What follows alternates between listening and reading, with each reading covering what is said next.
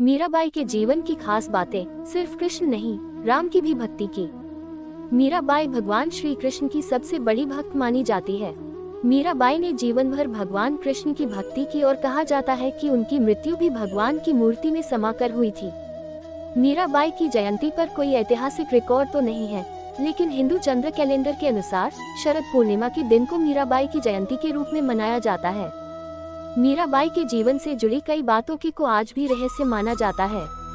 Gita press Gorakhpur की पुस्तक भक्त चरितार्थ के अनुसार मीराबाई के जीवन और मृत्यु से जुड़ी कुछ बातें बताई गई हैं। मीराबाई जोधपुर, राजस्थान के मेड़वा राजकुल की राजकुमारी थी। मीराबाई मेड़ता महाराज के छोटे भाई रतन सिंह की एकमात्र संतान थी। मीरा जब केवल 2 वर्ष की थी, उनकी माता की मृत्यु हो गई। इसलिए इनके दादा राव दूदा उन्हें मेड़ता ले आए और अपनी देखरेख में उनका पालन पोषण किया। मीराबाई का जन्म 1498 के लगभग हुआ था। इतिहास में कुछ जगह ये मिलता है कि मीराबाई ने तुलसीदास को गुरु बनाकर राम भक्ति भी की। कृष्ण भक्त मीरा ने राम भजन भी लिखे हैं। हालांकि इसका स्पष्ट उल्लेख कहीं नहीं मिलता है, लेकिन कुछ इतिहासकार ये मानते हैं कि मीराबाई और तुलसीदास के बीच पत्रों के जरिए संवाद हुआ था। माना जाता है मीराबाई ने तुलसीदास जी को पत्र लिखा था कि उनके घर वाले उन्हें कृष्ण की भक्ति नहीं करने देते। श्री कृष्ण को पाने के लिए मीराबाई ने अपने गुरु तुलसीदास से उपाय मांगा। तुलसीदास के कहने पर मीरा ने कृष्ण के साथ ही राम भक्ति के भजन लिखे, जिसमें सबसे प्रसिद्ध भजन है पायो जी मैंने राम रतन धन पायो। जोधपुर के राठौर रतन सिंह की इकलौती पुत्री मीराबाई का मन बचपन से ही कृष्ण भक्ति में रम गया था। मीराबाई के बालमन से ही कृष्ण की छवि बसी थी, इसलिए यौवन से लेकर मृत्यु तक उन्होंने कृष्ण को ही अपना सब कुछ माना। उनका कृष्ण प्रेम बचपन की एक घटना की वजह से अपने चरम पर पहुंचा था। बाल्यकाल में एक दिन उनके पड़ोस में किसी धनवान व्यक्ति के यहाँ बारात आई थी। सभी स्त्रियां छत पर खड़ी होकर बारात देख रही थीं। मीराबाई भी बारात देखने के लिए छत पर आ गईं।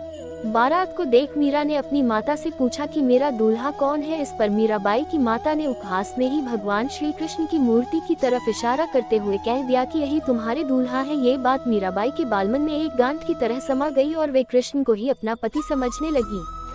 विवाह योग्य होने पर मीराबाई के घर वाले उनका विवाह करना चाहते थे, लेकिन मीराबाई श्री कृष्ण को पति मानने के कारण किसी और से विवाह नहीं करना चाहती थी। मीराबाई की इच्छा के विरुद्ध जाकर उनका विवाह मेवाड़ के राजकुमार भोजराज के साथ कर दिया गया। पति की मृत्यु के बाद मीरा की भक्ति दिनों दिन बढ़ती गई। मीरा मंदिरों में जाकर श्री कृष्ण की मूर्ति के सामने घंटों तक नाचती रहती थी। मीराबाई की कृष्ण भक्ति उनके पति के परिवार को अच्छा नहीं लगा। उनके परिजनों ने मीरा को कई बार विष देकर मारने की भी कोशिश की, लेकिन श्री कृष्ण की कृपा से मीराबाई को कुछ नहीं हुआ। विवाह के कुछ साल बाद ही मीराबाई के पति भोजराज की मृत्यु हो गई।